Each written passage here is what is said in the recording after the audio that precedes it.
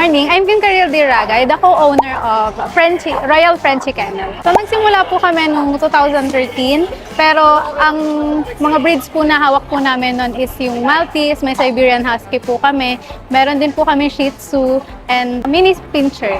Around pandemic po, 2021, doon na po kami nag-start na mag-focus na lang talaga sa French Bulldogs. Ayun po, dahil po marami rin po nagre-request sa amin, dumami na po sila. Ngayon po, meron po kami 23 na French Bulldogs and 2 Bull Mastiffs.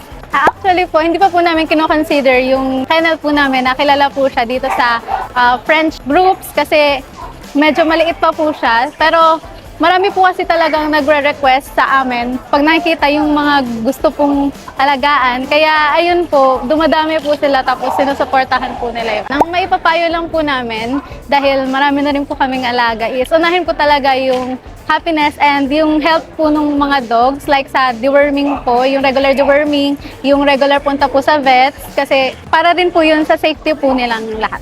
Unang-una po, thank you po sa organizer po nitong event dahil po nakasali po kami dito. Sa partner vets po, sa mga iba pa pong French groups po na nandito.